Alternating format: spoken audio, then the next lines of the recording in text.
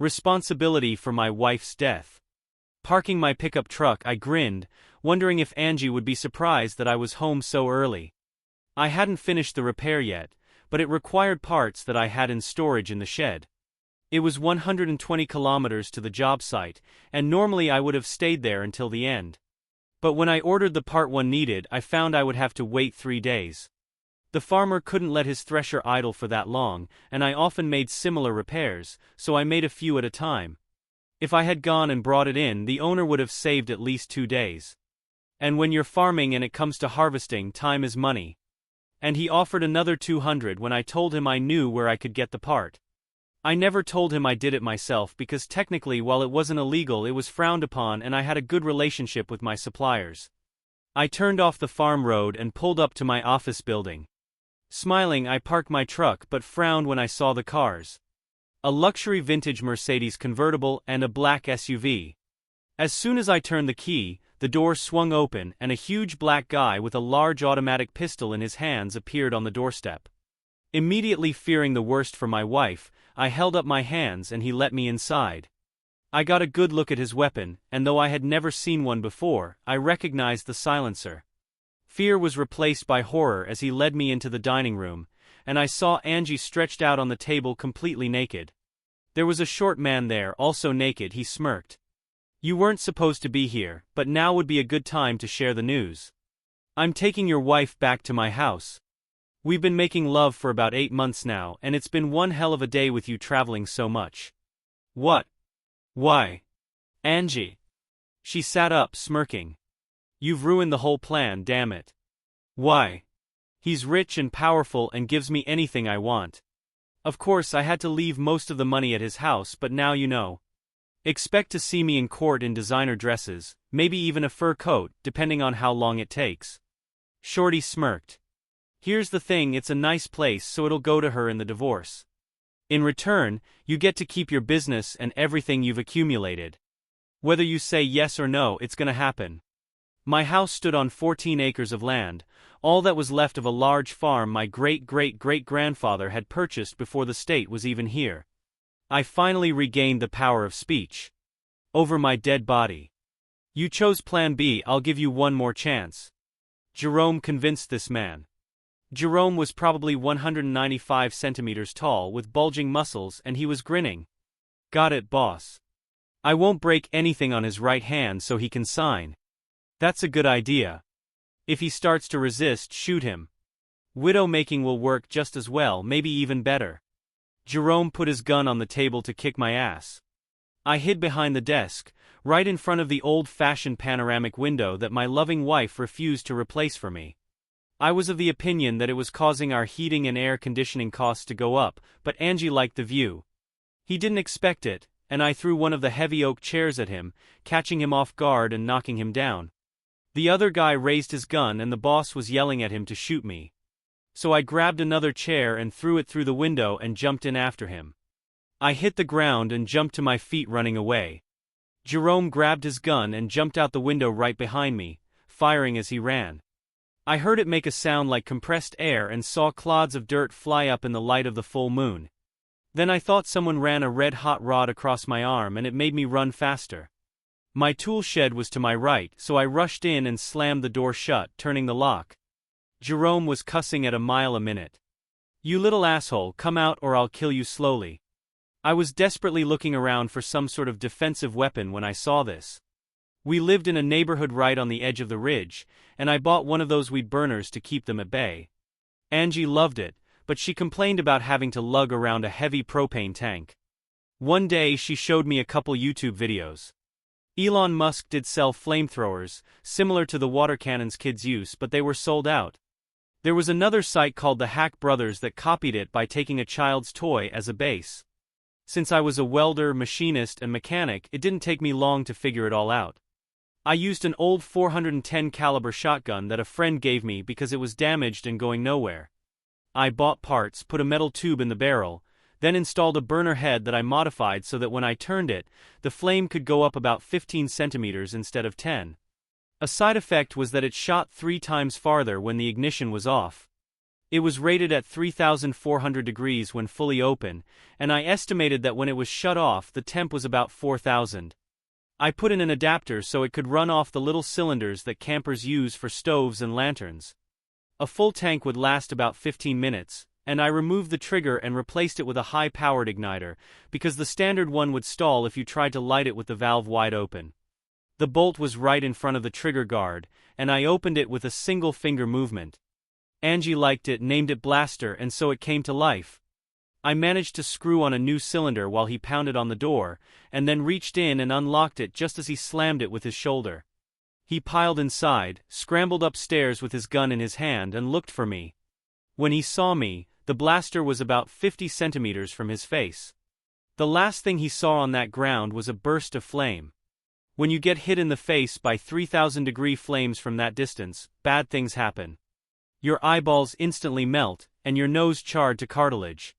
Your lips burn, and your tongue looks like a sausage that's been kept on the grill too long. The flames penetrate your throat, burning your lungs. You spit on the ground making squeeze-gack noises, as I think you're in a lot of pain until you die. Not that I cared, but I pulled him out of the barn because his clothes were burning on him. I looked at the shapeless mass on his shoulders and remembered the smirk on his face as he was about to attack me. He probably got what he deserved, and I wondered how many other husbands had experienced pain at his hand. My adrenaline was still raging, and now I was angry, very angry. I raised my blaster and pistol, checking the magazine. There were 3 rounds left. Then it occurred to me that he wouldn't go without reloading, and I found 2 magazines on his belt. I turned the gas on full blast and headed for the house. I didn't have a plan, but as I passed a small sports car I had an idea. One long blaster shot made it catch fire, and even the tires were on fire. I waited by the door, waiting for them to notice. 3 minutes later there were screams and his second thug opened the door. I immediately shot him twice in the face before he fell, dead to me. I shoved the gun behind my belt and walked into the dining room. Angie must have had a nudist lifestyle because she was still naked, and so was the asshole. He had a small automatic pistol in his hand, but before he could empty it, I lit it on fire with my blaster, right in the groin. He was burned from the top of his thighs to his lower abdomen. I've never heard anyone scream so loud, and he turned around looking for I have no idea. He still had the gun in his hand, and was haphazardly emptying the magazine. 2 bullets hit Angie, one in the head, one in the crotch. She was dead before she even hit the ground. It wasn't what I wanted, but I didn't have time to deal with it. Instead, I focused on the asshole. He was still holding the gun, more out of instinct than anything else, but it was empty. The last thing in the world he saw was flames as I poured fire in his face for 3 seconds. It took him about 5 minutes to die. Exhaling, I started to sit up when I realized the house was on fire. I thought I had hit the curtains and they were on fire. My old house had heart pine interior paneling that I sanded and painted. My insurance agent told me it increased the cost by $5,000, but that wasn't the point. The painted wood caught fire pretty quickly. I realized it could solve a lot of my problems, so I ran past the burning car, threw the dead guy in the wheelbarrow, rolled it up to the door, tilted it and dumped it next to his partner. I ran back to the barn, slammed the door shut, jumped in my truck and slowly drove away, exiting the same way I had come. Just before I was out of sight there was an explosion and a fireball shot up into the sky, so the fire must have gotten to the gas tank of the car. As soon as I got onto the main highway I picked up speed, not seeing a soul for 20 kilometers. An hour and a half later I pulled up to the small family motel where I was staying and went into my room. A shiver came over me and with it regret. I had killed 3 people and was responsible for the death of my wife. I didn't sleep the rest of the night, but when dawn broke I took a shower, went to the diner next door and ate some breakfast. The farmer was surprised to find me in the field so early, and I told him I discovered I already had a part in the truck. 2 hours later he was ready to go, and I watched him for half an hour to see if everything was in order. I knew it was going to be bad, but it was still a shock. All that was left of my house was 2 chimneys and a third of a wall on the back porch. Cops, the coroner and people with no uniforms but with police officer written on their clothes, watched me drive up. One of the sheriff's deputies slowly approached me. I went to school with Hal. We'd gotten drunk together for the first time when we were 16, gone on double dates twice, and I'd even been best man at his wedding. What the hell happened? Sorry, buddy. When we got here, the fire was almost out, and there was nothing the fire department could do. Where's Angie? He put his hand on my shoulder. She was inside. We're waiting for it to cool down a bit so we can get the bodies. Bodies?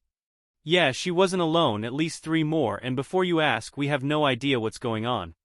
I looked past him and noticed 2 burned corpses in the front, and 2 more in the back in what used to be the living room. It all came crashing down on me. The deaths, the betrayal, and the fact that I hadn't slept for 40 hours straight. I lost consciousness. I regained consciousness in the hospital with an 4 in my arm. The ER doctors were friends too. It was hard not to know everyone in such a small town, and Sherry put her hand on my chest. Lie still, honey.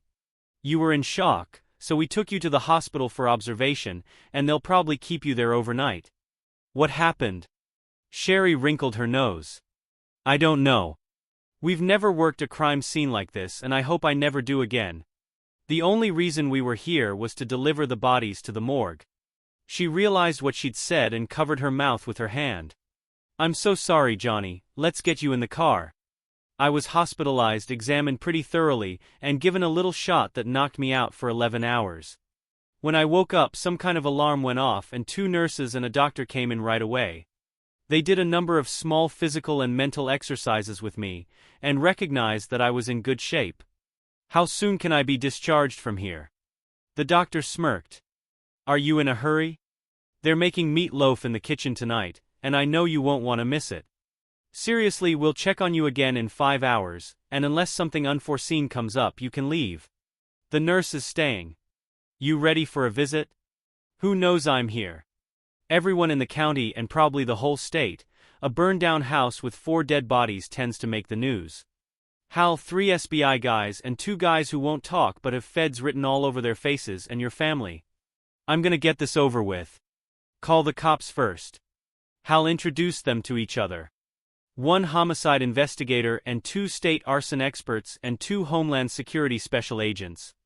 The guys from the state started to perk up. First, let us express our condolences about your wife. I know it's hard, but are you able to talk? Sure, but I don't know what to tell you. I left the day before yesterday, taking with me a kiss from my wife and a beautiful home, and came back to find my house burned to the ground with her. I probably have more questions for you than you have for me. Let's start with your timeline. I understand you have a business that requires you to travel from time to time. Correct. I told them about my business at Reader's Digest, and that I had to travel 2 or 3 times a month. But most of my business was local and I worked from home, driving anywhere from 1 kilometer to 50 kilometers for clients. That was my whole business. And if you couldn't come to me, I came to you for a very good fee. I assume you can confirm your whereabouts? I gave them the phone number of the farmer I worked for. I also gave them the motel numbers and the name of the diner I had lunch at. They wanted more information. How am I supposed to do that? I went to work. I did the work, ate at the diner, and spent the night at the motel. I'm sure they can give you a more accurate time than I can. Do I need a lawyer? Am I being charged with anything? My wife is lying in the morgue, for God's sake. One of the feds spoke up. Nobody suspects you of anything yet. If you feel you need a lawyer, we'll stop and make things more official. Judging by your reaction, there's a lot more involved here than you think. All the bodies will be identified by tomorrow. But we've gotten a lot of information by checking the tags. As soon as we get confirmation, we'll move on. My blood pressure spiked. The alarm went off and the nurse threw them all out. The next morning, Hal came himself, picked me up, and took me to the station where I was questioned again. The feds asked random, unrelated questions and I felt like they were fishing. Eventually, I lost my temper. You know what, guys? You know how to ask questions, but you don't like to give answers. So charge me with something or let me go. I'm done talking. Keep this up and the lawyers will come in. I can issue a press statement expressing my frustration at the harassment I am being subjected to by the authorities while my wife lies in the morgue. Several minutes passed and everyone was squinting at me. Finally, I stood up and one of the feds asked me to sit back down. We identified all the bodies. Unfortunately, one of them is your wife. It looks like she was shot, as was one of the men in the hallway. The second man and the man in the living room appear to have died in the fire. None of this makes sense. If the two men weren't shot, why didn't they leave the house? One of the SBI officers was on the case. Your house was deliberately set on fire, and there was a fire in the living room. We're pretty sure they used some kind of accelerant, but the analysis is still pending. Do you know who Zeb Burns is? He's a senator, isn't he? The one who's under investigation? That's right. The man who was in the living room with your wife was his son Brad. We suspect he was Daddy's assistant, and they were connected to some very shady people who were making millions. Two of the men were bodyguards he was traveling with, Jerome Stiles and Henderson Franks. This may be some sort of deal that makes ends meet. The senator is in shock now. They weren't very good bodyguards if they all ended up dead, were they? Now that you know who they are, could you find out why they were in my house? I've never heard of any of them except for the politician. The Fed grimaced. It seems your wife was having an affair with Brad Burns. We have some surveillance photos of them together, taken 2 weeks ago at the Excelsior Hotel. I sighed. I'd say that's a brazen lie, but you have proof, so I'll accept it. Any idea how this started? No, but your wife, excuse me, was a very beautiful woman, and he seemed to have a way with the ladies. Since they were at your house, it could have just been a date or something more serious. Describe seriously. The senator's personal assistant and his son were discussing how to find a place away from prying eyes, and you are in complete isolation. No close neighbors, surrounded by woods and fields, and access is limited. A thought struck me. Do you suspect me of having something to do with them? That's an open question. Were you involved? I'm up. I'm done talking. I don't want to deal with this right now.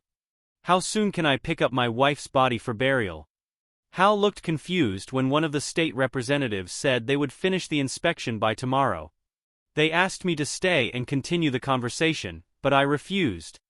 I'm leaving now.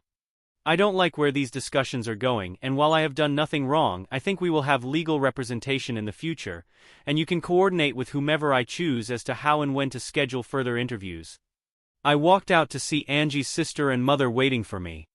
Mom threw herself into my arms and sobbed, and Gail pulled away. I needed to talk to her alone and as soon as possible. I comforted her, not crying, writing it off as a numbness. But after learning of her cheating, I realized I no longer had feelings for Angie.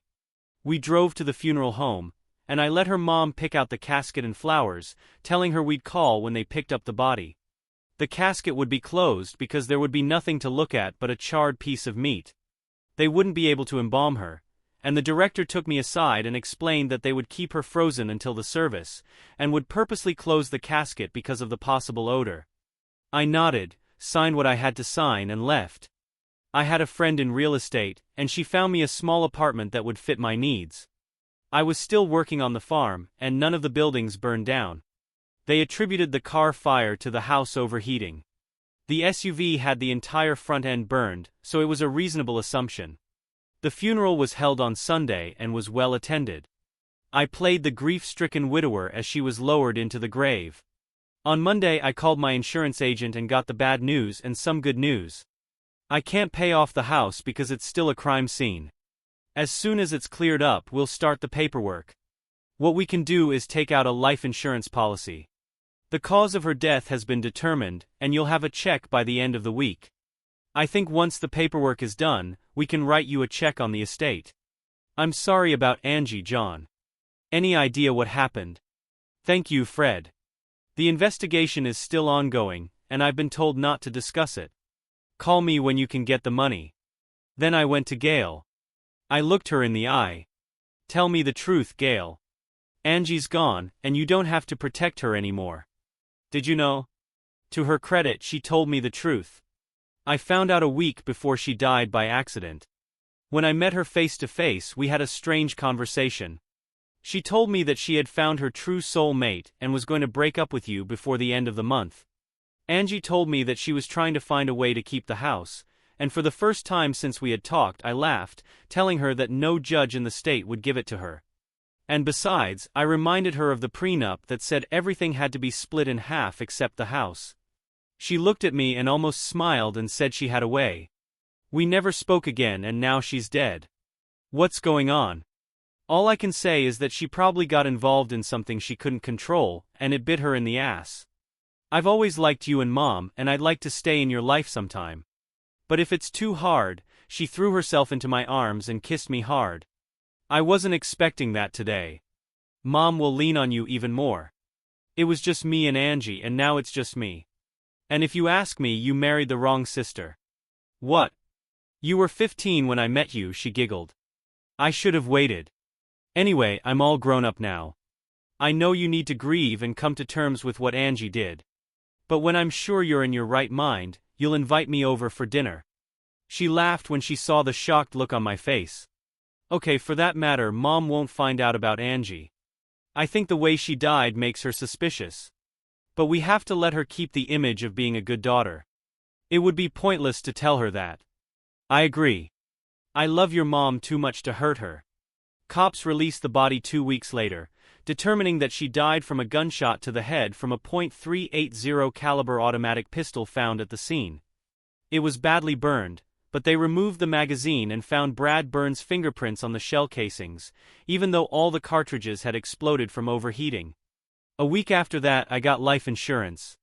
I felt guilty about agreeing to it, but reasoned that the whole fiasco was not my fault. If she had stayed true to me, it wouldn't have mattered and she would still be alive. I never wanted her to die. I wanted her to live a long, full life of regret. But that wasn't meant to be. It was almost a year before I received the check for the house. It was enough to build a really nice house on the other side of the lot. I kept the buildings intact, using it as my firm's address.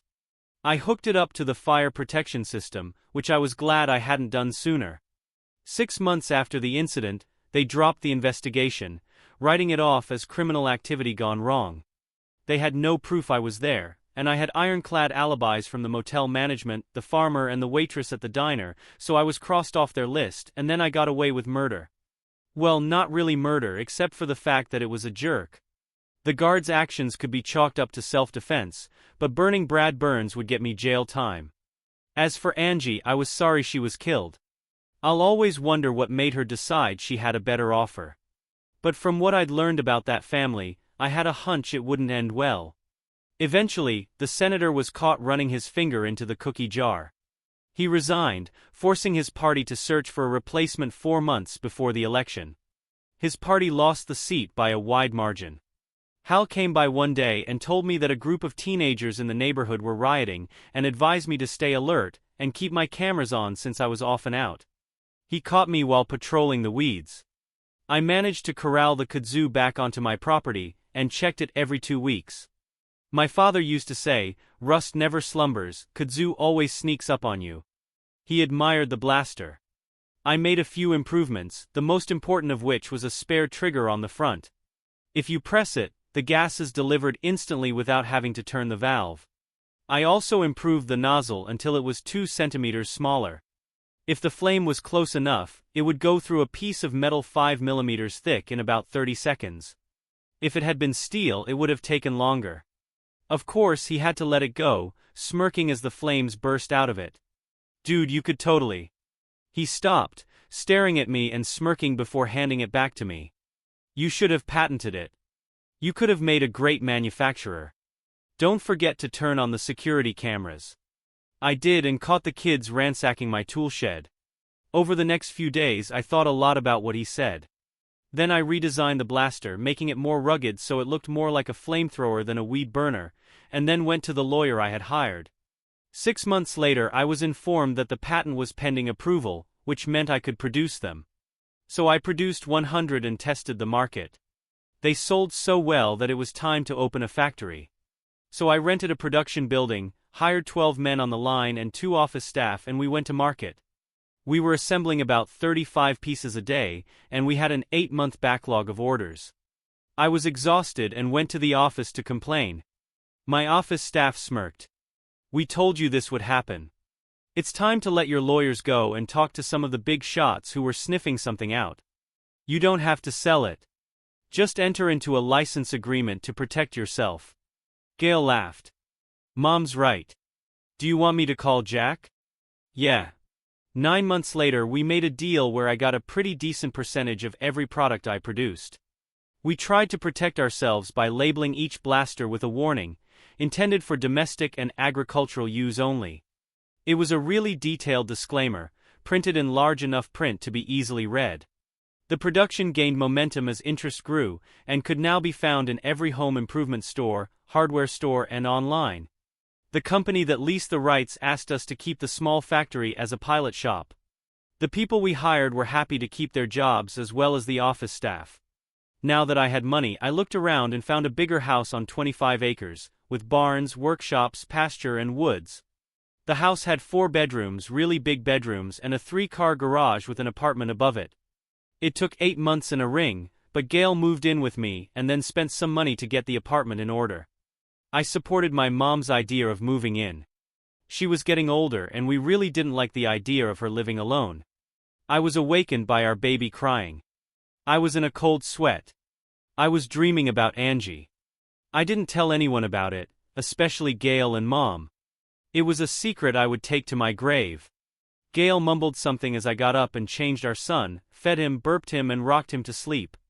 All the while she was smiling. Earlier, Gail had told me that he was going to have a baby sister in about 7 months, which made me very excited. I couldn't escape the thought that they would have been Angie's if she hadn't gotten involved with that asshole. I'd been going through my thoughts for years trying to see if I'd missed any clues, but I was completely confused. The night before I left, we made love twice. It occurred to me that it was probably farewell lovemaking to ease her conscience. I was already awake, so I put the coffee maker on and turned on the computer. I had sold my old business, and now our store was only 5 kilometers away, although I had to attend biennial meetings with the company that held my licenses. Gail had always been with me until the baby was born, and now she split everything between herself and Mom. Mom was pretty savvy and more experienced in the business, and she noticed things that I would have totally missed. A few years ago I discovered websites, many of which posted stories about cheating wives. One of them had a subgenre called Burn the Fool, about unrealistic forms of revenge against cheating spouses. I smirked, even though it came out completely accidentally. I literally burned. But then the coffee maker beeped and I poured a couple cups, and Gail stumbled out of the bedroom in a tattered t-shirt. Her tummy was just beginning to show. She'd never looked so beautiful. The end.